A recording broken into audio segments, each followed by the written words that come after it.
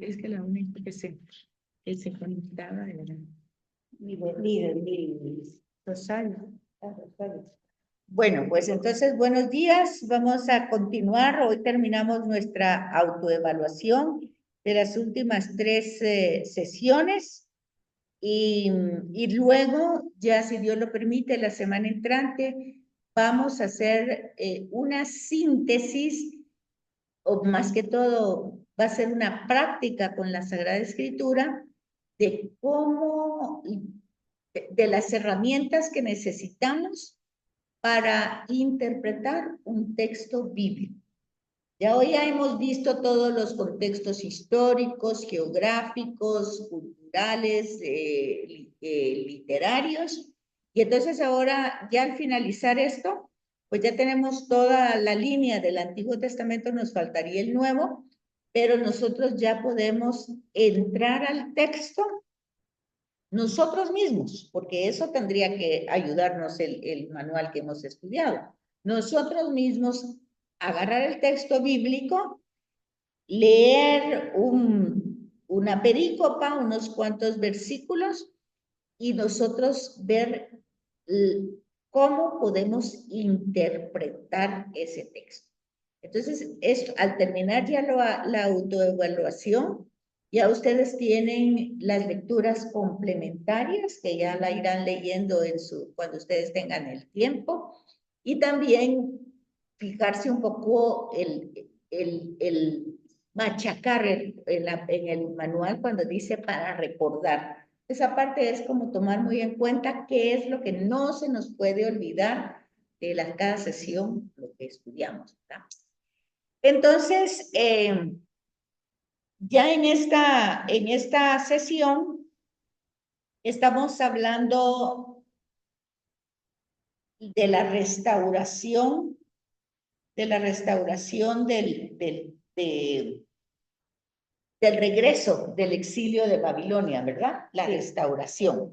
Entonces, vemos que en ese retorno el templo había sido destruido, la monarquía queda totalmente terminada, el profetismo también. Entonces, ¿qué significa la expresión segundo templo? Como tenemos solo a Miriam aquí, a ver qué se le ocurre a Miriam decirnos. Y en el segundo templo, yo entendí, era como volver a retomar la fe en Dios, ¿verdad? Ya que se había destruido lo habían destruido el primer templo, pero en el segundo, como ya es parte de ello, ¿verdad? Ya es de consagrarse, ya un lugar para ir a consagrarse a Dios, ¿verdad? Es como un nuevo estilo de vida, va a regresar del exilio a su casa, ¿va? Que el templo para ellos era todo el templo, ¿va? Porque era ahí donde se consagraba, se conmemoraba a Dios, ¿verdad? Pero entonces aquí cabal, como está diciendo Miriam, un nuevo estilo de vida para el pueblo, nuevo, totalmente nuevo. Este pueblo es elegido, pero se recuerdan que en ese retorno se forma el judaísmo. Sí, entonces ya van a tener normas más específicas, leyes, ritos, y el templo ya va a tener una característica totalmente distinta, ¿verdad? Entonces es una novedad, algo nuevo. ¿Quiénes son los verdaderos jefes religiosos en la época del judaísmo? era los Sanedrín, era el Sanedrín, ¿verdad? Ahí empieza, ¿verdad? Pero los que empiezan a formar en ese inicio es Esdras y Nehemías, porque ellos son los que regresan, los que encuentran el rol, ¿verdad? Y a partir de esa lectura, entonces ellos empiezan a renovar. Y ya luego, como dice Miriam, pues se forma el Sanedrín, y ahí también van a surgir más adelante los fariseos, ahí están los saduceos, pero básicamente lo más importante es que empieza la religión judía, el judaísmo, ¿verdad? ¿Cuál es la principal obra profética de la época persa? Como se recuerdan que los persas fueron los que lo regresaron. Exacto. O sea, no fueron los mismos babilonios. Los babilonios se los llevaron al exilio, luego ellos cayeron como imperio y se subió el imperio persa con Ciro, ¿verdad? Y entonces Ciro es el que lo retorna a su tierra, o sea, son los persas. Entonces, ¿cuál sería la principal obra profética? El de cantar de que el regreso para ellos a su tierra, A restaurarla. a restaurarla y, digamos, a retomar la religión más su culto, el de regresar nuevamente a su tierra prometida. Y básicamente las tribus que regresan, pues ya digamos como pueblo, digamos como el resto del pueblo que regresa, es Judá. Entonces, por eso es Jerusalén, Judá. Entonces, es esa parte, es la parte, la obra, es donde se cumple lo que los profetas habían dicho. La obra de restauración va a ser esta parte de Jerusalén, Judá, donde empieza nuevamente a restablecerse con el templo, ¿verdad? Que va a estar ahí en Jerusalén. ¿Cuál es el mensaje del tercer Isaías? ¿Se recuerdan? El tercer Isaías, de los tres Isaías, decíamos que uno estaba antes del exilio, otro en el exilio y el tercero es después del exilio. Entonces, ¿cuál era el mensaje que daba este tercer Isaías? Dar confianza a la fe del pueblo y levantar su moral. Dar confianza al pueblo y levantar su moral. Y entonces, esas lecturas del tercer Isaías las vamos a leer ya pronto en Adviento, Sí. porque de eso se trata. Se trata, el Adviento es tener esperanza, es levantar la moral del año, pues acuérdense ustedes que el Adviento es el principio del año litúrgico, o sea que nuestro año católico no empieza ni termina como el año civil. Sí, pues. El año civil termina en diciembre, el 31 de diciembre, y empieza el 1 de enero. Nuestro año litúrgico católico termina con la fiesta de Cristo Rey y empieza con el Adviento, ¿verdad? Y el Adviento ahí justamente, para que ustedes se recuerden, va a ser el mensaje del tercer Isaías, es el que se lee. Mientras que en la Cuaresma, sobre todo en la Semana Santa, se lee el segundo Isaías. Bueno, ¿cuál es la finalidad del cronista? Sabes que Israel había sido llamada a un régimen teocrático, un solo Dios gobernado por él, por el pueblo, solo un Dios. O sea que aunque se haya terminado la monarquía, lo que se vuelve es lo que nunca se tenía que haber perdido, que Dios es el soberano Señor. Por eso nuestro año litúrgico termina con Cristo Rey, ¿verdad? Porque justamente la monarquía continúa como nunca tenía que haberse perdido, que Dios es el Rey del universo, Rey de reyes, Señor de señores.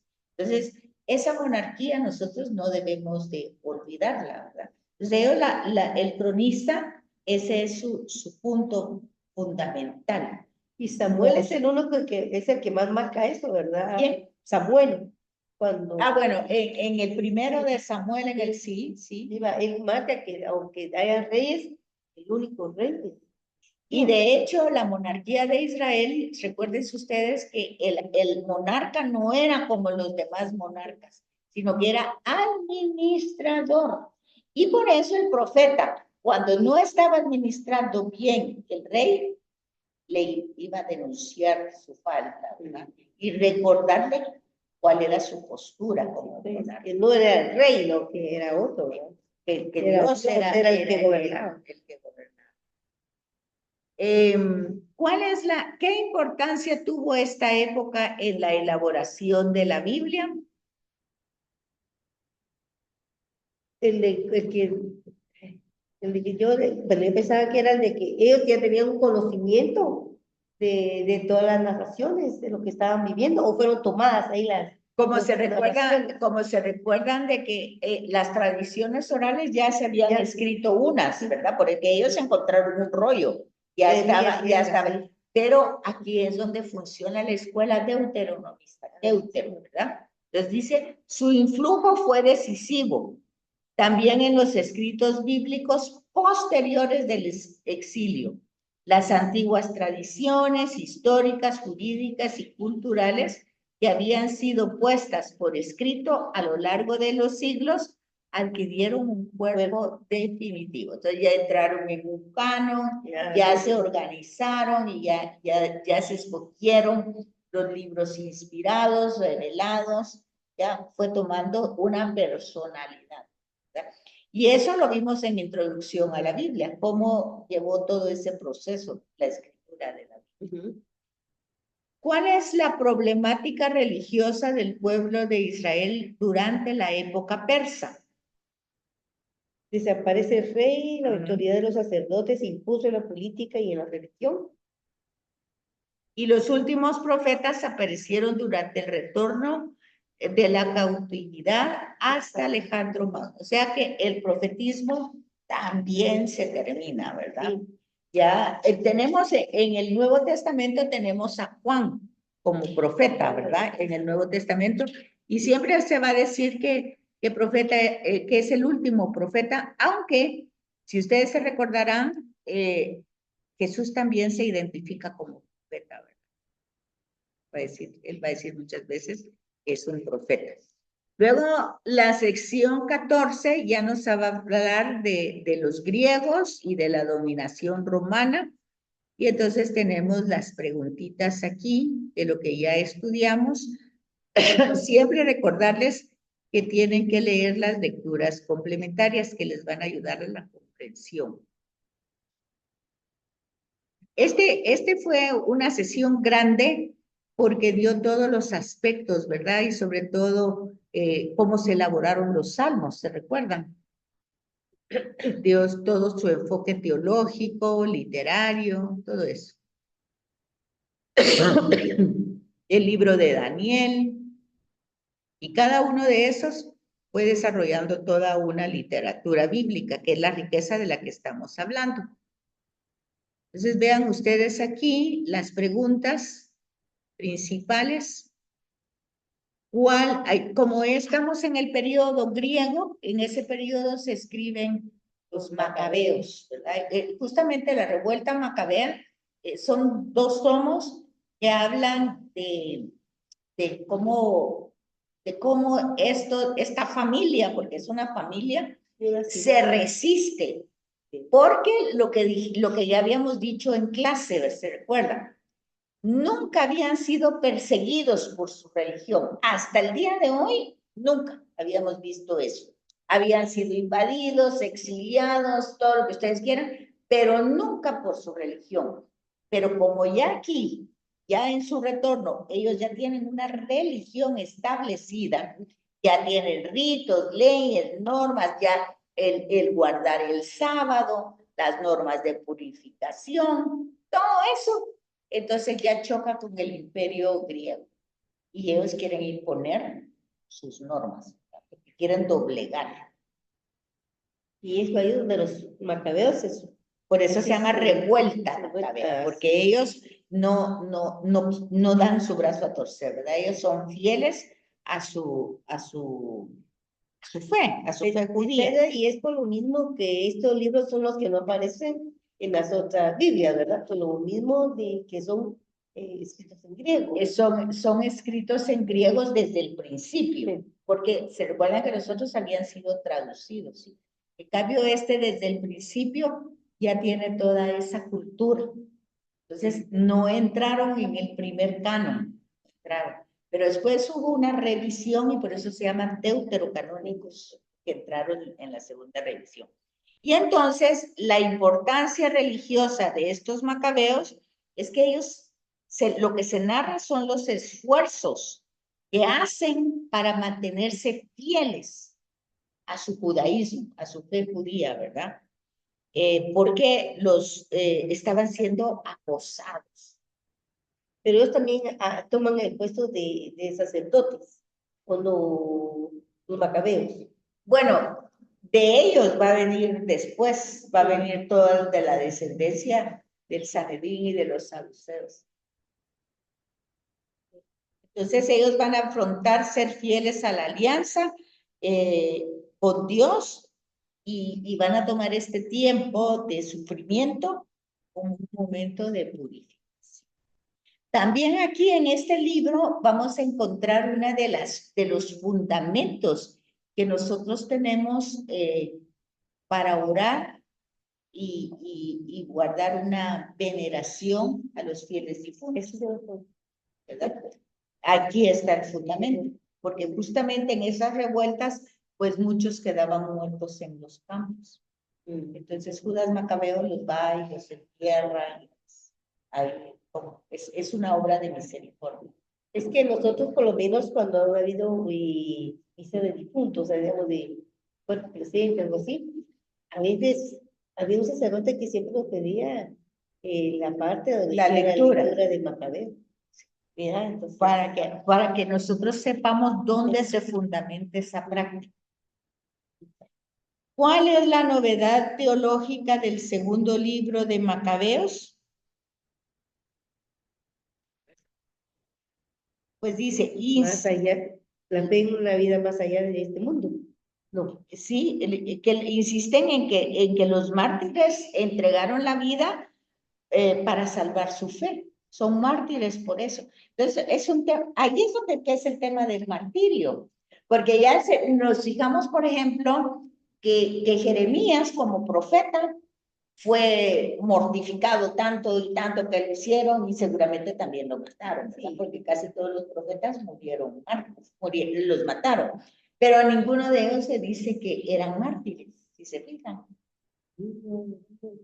En cambio aquí empieza ese sentido del martirio, porque el martirio es sufrir por la fe. Por lo que yo creo que yo debo de guardar, no porque sea algo que dijera yo, no porque fuera algo que la gente, supóngase, por ejemplo, ¿cómo se llama la Goretti? Bueno, pues es una virgen que muere joven, ¿verdad? Que María Goretti, creo que se llama, no me recuerdo si se llama María. Bueno, el hecho es de que es una jovencita que aprecia mucho a su vecino y pues se obsesiona con ella y en algún momento pues él quiere pues, abusar de ella. Y ella se resiste de tal manera que él le mete el cuchillo, ¿verdad? La mata. Y ella todavía agoniza y todo, pasa un periodo de agonía y lo llama para perdonar. Entonces, ahí es el tema del martirio, pero su fundamento empieza aquí, en Macabeos, porque son los primeros, porque es lo que estamos diciendo. Antes de este periodo no encontramos persecución religiosa. Es, por ejemplo, ahorita en Israel hay una guerra, pero no es por persecución religiosa. Es por poseer la tierra. Es igual que la guerra de Ucrania, pues. No es por persecución religiosa. Entonces, ¿qué libros se escribieron en la época griega? Es lo que estábamos hablando hace un momento.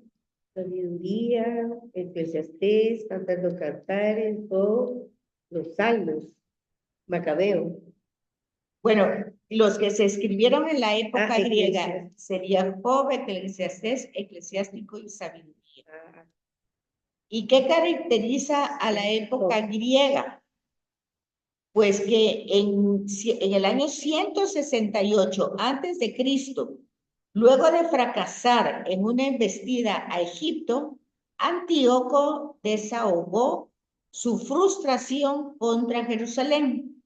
Destruyó nuevamente los muros que habían levantado en el retorno Esdras y Nehemías y toda la ciudad, profanó otra vez el templo, ¿verdad? Que ya había sido reconstruido, el segundo templo, que ya formaba parte del judaísmo, erigió ahí un altar a Júpiter, prohibió el culto a Yahvé. Entonces ya vemos que hay un tema religioso, que es directamente contra. Y destruyó todos los ejemplares de la escritura, que fueron más tarde hallados, y recurrió a todas las formas imaginables de tortura para obligar a los judíos a renunciar a su fe. Eso no lo habíamos encontrado nunca, hasta ahorita. Y por último, Dice, opina, ¿cuál es la importancia salvífica de la traducción de la Biblia en los 70? Bueno, ¿se recuerdan ustedes que la Biblia estaba escrita en hebreo, verdad? El Antiguo Testamento. Hasta aquí estamos solo con el Antiguo Testamento. Pero con todos estos movimientos, pues ya había gente que se había quedado en Babilonia, que se había quedado en Persia, que ahora estaban los griegos. Entonces, estos se llaman judíos de la diáspora, que están fuera de Palestina. Entonces dice, ¿cuál es la importancia de esta traducción? Fue algo positivo. La aportación de la cultura griega no cambió el mensaje de la Biblia. Al contrario, ayudó a expresarlo más claramente. Este hecho significa un gran paso hacia la visión de la salvación universal. Es igual que esa traducción se ha hecho al español, al inglés, a otros idiomas, ¿verdad? Con Lutero al alemán, ¿verdad? Ese va dando una visión universal. Pues se sale del estricto margen hebreo y se pone la palabra revelada de Dios al alcance del mundo entero. Y en aquel tiempo, el mundo conocido, ¿verdad? Ese mundo, pues lo que hablaba en esa época era el griego. Porque acuérdense ustedes que el tema de los idiomas es la mezcla que se va dando. Entonces, Occidente, pues tampoco tenía, como quien dice, el español. Acuérdense que el español viene teniendo un proceso también de mezcla, ¿verdad? Y entonces es lo que Roma va desarrollando por todo Occidente y por la parte que va conquistando es el latín. Pero resulta que cuando antes, eso fue después, ¿verdad? Roma fue después de los griegos. Pero los griegos que fueron conquistados por Roma, ellos impusieron su filosofía, o sea, su pensamiento y su idioma. Eso le preguntaría por qué no continuaron los libros en arameo, ¿ah? Que no, en ese tiempo. Pero lo que usted dice que en poner, los griegos impusieron su idioma. Lo que pasa es que, Grecia como cultura estaba más desarrollada que los romanos. Los romanos tenían toda la fuerza, todo el poder bélico, ¿verdad? Pero los griegos estaban desarrollados y su pensamiento estaba desarrollado mucho más grande, ¿verdad? Por la filosofía. Entonces tenían escuelas, ya tenían bibliotecas, ya ellos habían, pues culturalmente se habían desarrollado mucho más que los romanos. Entonces, el Imperio Romano conquistó Grecia, pero los griegos impusieron su idioma y mucho de su cultura. Entonces, hay muchas raíces latinas que nosotros vamos a ver que su origen es griego. Casi siempre cuando nosotros vemos que queremos la etimología de una palabra, el significado de una palabra, casi siempre nos va a mandar a raíces griegas. Sí. Bueno, entonces, eso es la 14 y tenemos la última, que ya es entonces la parte romana, ¿verdad?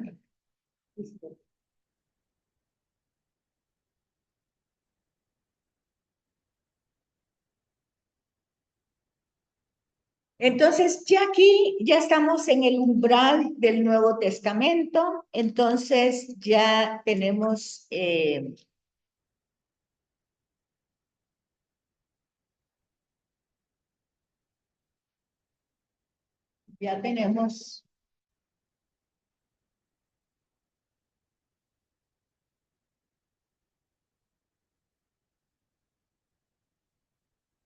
por ejemplo, ¿qué significa la palabra Mesías? El elegido. El elegido, el ungido. Digamos, Mesías es una palabra en hebreo. Christos, que es la misma, es una palabra en griego. Entonces, en hebreo significa el ungido. El ungido es el elegido. Acuérdense que los profetas ungían con aceite al rey, ¿verdad? Jesús es ungido por el Espíritu Santo en el bautismo. Entonces, es la identidad de hijo, se la da el Padre en el bautismo. En el bautismo, él recibe su identidad y su misión. Y para esa identidad y esa misión es ungido. Entonces, por eso Mesías es ungido. Aquel que ha recibido sobre la cabeza, sobre su cabeza, la unción con aceite como signo de elección divina para guiar o representar al pueblo de Dios. Así como nos bautizan a nosotros, ¿verdad? Así como cuando nos bautizan, nos ungen. Y cuando nos confirman, también. Y cuando nos dan la unción de enfermos, también.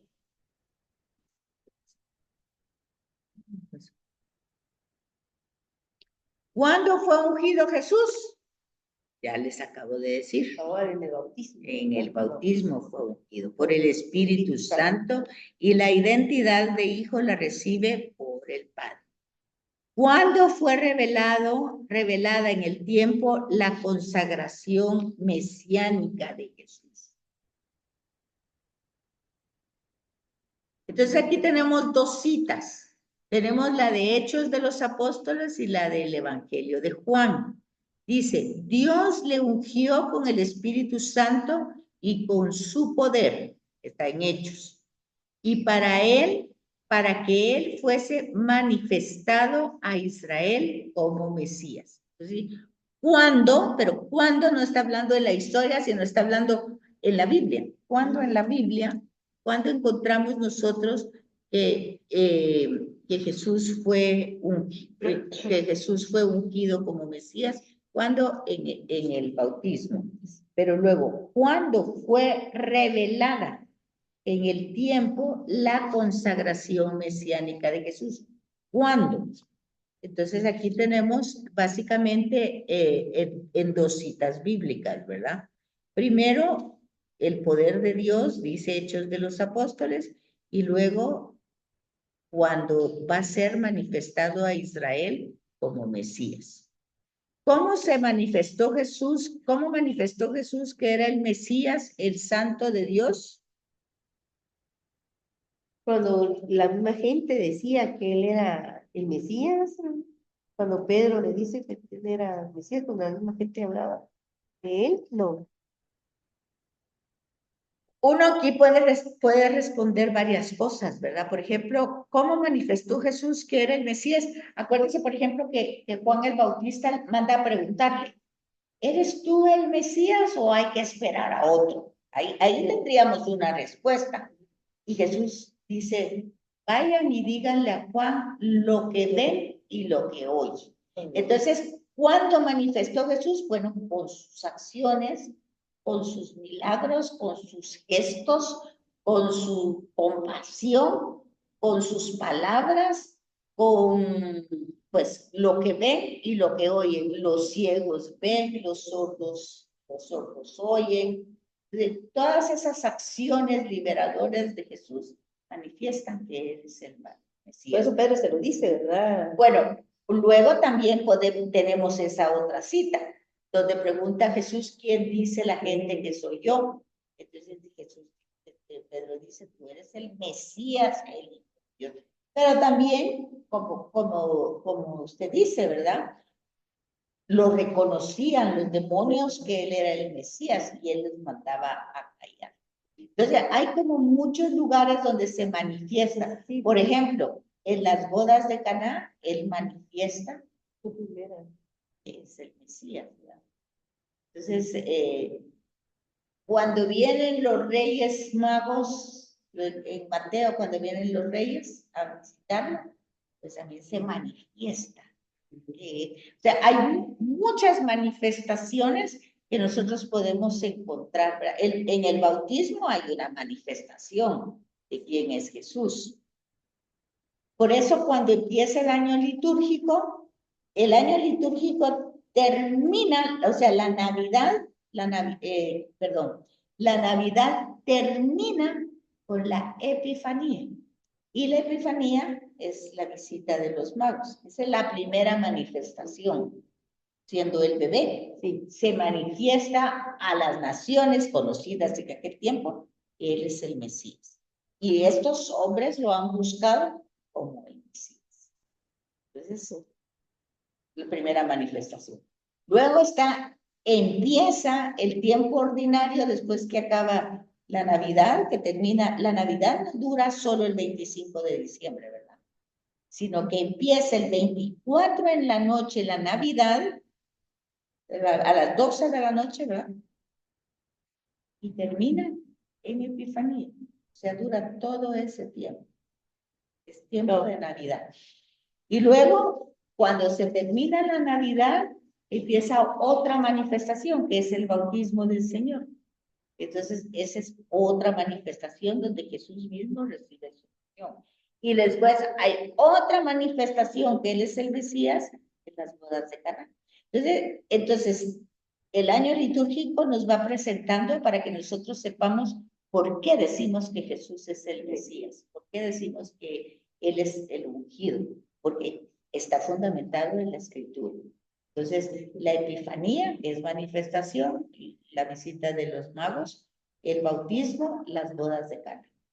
Y por supuesto también está esa referencia de Pedro, puede ser Mesías, y también está cuando le van a preguntar a Jesús por Juan, los discípulos de Juan, si él es el Mesías o hay que esperar al otro. Entonces, es de saber ver por qué es que nosotros estamos tan ciertos que él es el que está, el anunciado. Porque se ha manifestado, ¿no? Porque se ha manifestado.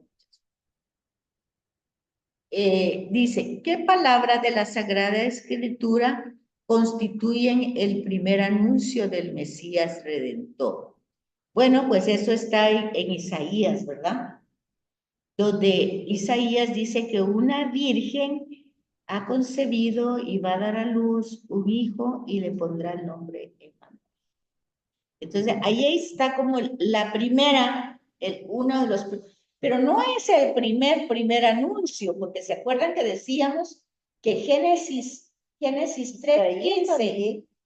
¿Ah? Isaías también, ¿verdad? Este es Isaías. Ah, bueno. Pero en Génesis 3:15, ¿se recuerdan?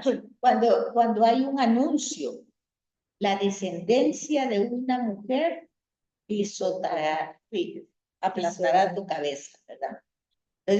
Entonces hay varios anuncios del mesianismo, de que alguien, incluso en Deuteronomio, cuando Moisés pues ya va a morir, pues, ¿cómo voy a dejar a este pueblo? Pues va a haber un profeta más grande que tú. Hay varios anuncios en el Antiguo Testamento del Mesías. Que añade Gálatas 4:4 al Mesías del Hijo de David.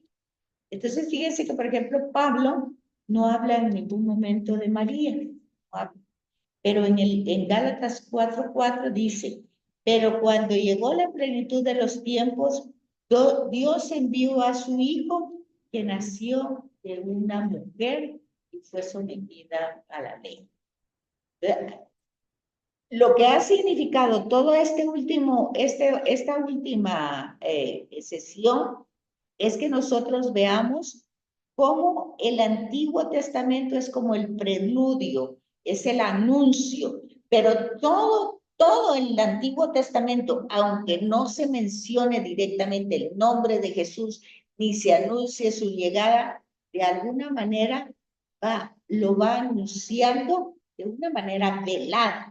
Hasta aquí, por ejemplo, cuando ya en Gálatas dice, cuando llega la plenitud del tiempo, cuando ya llega la revelación, la plenitud del tiempo significa, pues ya Dios se había dado a conocer lo más que pudo, pero ahora se va a dar a conocer todavía de una manera mayor. ¿Y cómo va a ser esa esa manifestación, la encarnación en una mujer.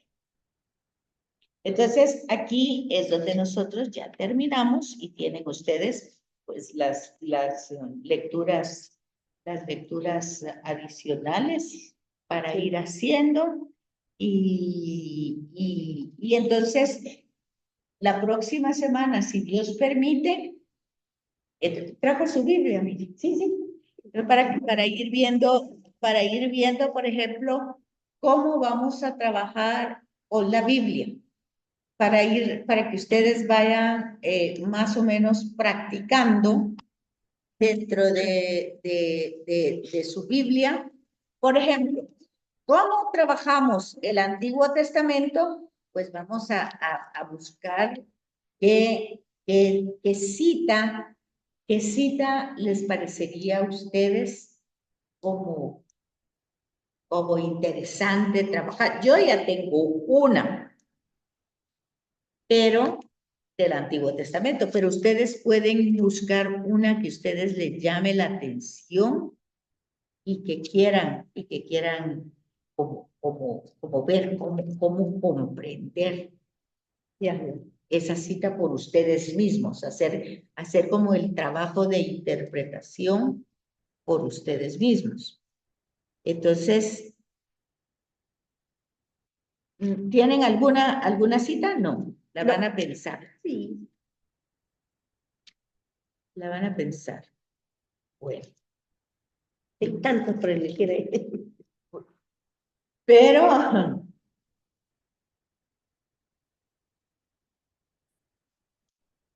yo voy a darles una que ahorita la ando buscando aquí, porque por tantas cosas que se traen, pues no traigo. Como que uno va de viaje, trae cosas, ¿no? Sí, y es que siempre traigo eso, pero como no es necesario porque solo nosotros estamos aquí, se calienta tan rápido y luego ya no sigue. Bueno, entonces veamos.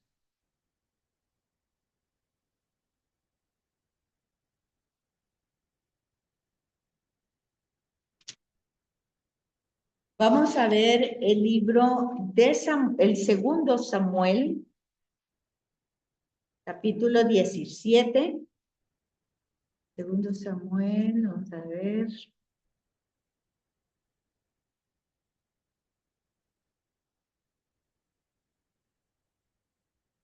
Capítulo 17.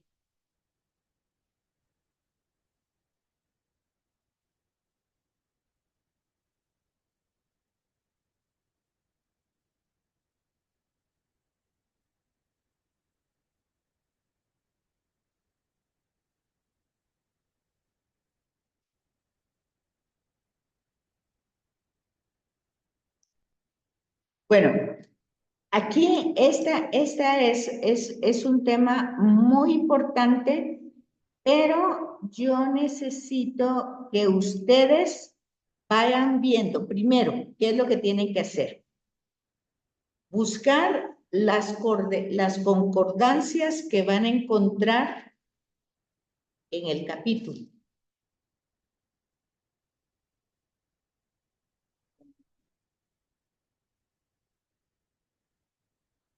Y luego que ustedes lean el capítulo primero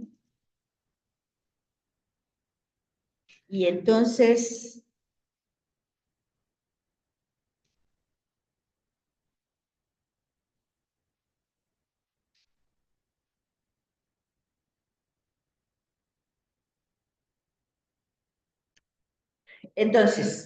si nosotros vamos a leer un texto, por ejemplo, el que estábamos diciendo, segunda Samuel, ¿verdad? Sí, el capítulo 17. Entonces, si nosotros vamos a leer segunda Samuel, capítulo 17, nos vamos a fijar primero, en el texto. Vamos a leer el texto, así de corridito, y al leer el texto, vamos a darnos cuenta que nuestra comprensión no es tanta de ese capítulo 17. Entonces vamos a intentar leer un poquito del 16 para encontrar la trama. O sea, en cada capítulo, hay una trama. ¿Entienden cuál es la palabra trama? Como algo especial, como la mero centro, la mera. El núcleo, el mensaje. ¿Cuál es cuando ustedes están viendo una película, pues hay mucho, ¿verdad? Hay mucho, pero ustedes, ¿cuál es la trama de esa película? ¿De qué se trató esa película? Entonces, como punto 1, vamos a encontrar la trama. Eso es lo primero. Entonces, ustedes van a leer segunda Samuel, capítulo 17, y van a encontrar la trama. Eso es la lectura del texto. Pero más adelante yo les voy a traer pues ya un PowerPoint de cuáles son las herramientas para encontrar esa trama. Primero tenemos que fijarnos en el contexto geográfico. Después tenemos que poner mucha atención en los personajes. ¿Qué dicen los personajes? ¿Qué hacen los personajes? ¿Por qué nos situaron en ese contexto geográfico? ¿Qué decía un poquito antes? ¿Qué va a decir un poquito después? Entonces, el texto, para entenderlo, primero lo podemos poner en texto. Si ese pasaje les parece muy difícil, ustedes pueden escoger otro que les guste. Igual lo tenemos que trabajar así, aunque sea solo unos 5 versículos, que ustedes digan, por ejemplo, bueno, yo quiero ver el adulterio de David, por ejemplo, o yo quiero ver, o un salmo, por ejemplo, puede ser un salmo, pues ustedes pueden escoger, porque lo importante es que nosotros hagamos el esfuerzo de entrar en cualquier texto. Entonces, en primer lugar, nosotros tenemos que encontrar la trama. La trama, ya sea si es un salmo, nosotros tenemos que encontrar cuál es el motivo de la oración, cuál es el asunto, qué tipo de oración se va a hacer, cómo se hace esa oración, cómo se desarrolla ese diálogo, primero, si es salmos. Si es Job, por ejemplo, Yo realizo Job. ¿ah? Todas son las lecturas de Job, ¿verdad? Si yo voy a utilizar una parte de Job, pues ver de qué se trata esa parte concretamente. Y así, lo mismo que se va a hacer con una cosa se puede hacer con cualquier capítulo, porque es el mismo mecanismo. Entonces, ustedes le pueden escoger, si eso les parece muy difícil, uno que a ustedes les parezca del Antiguo Testamento, porque eso es lo que estamos viendo. Todavía no vamos a trabajar el Nuevo Testamento. Si quieren ver Macabeos, si quieren ver ya después de la construcción del templo, del segundo templo, o si quieren ver Génesis, lo que ustedes quieran ver, o a Moisés, o a Josué, o a los profetas, unos o los jueces. Ustedes pueden escoger cualquiera. Muy bien, ver que Entonces, muchas gracias. Entonces, bueno, la semana entrante con ese trabajito y trayendo su Biblia y sacándola para poder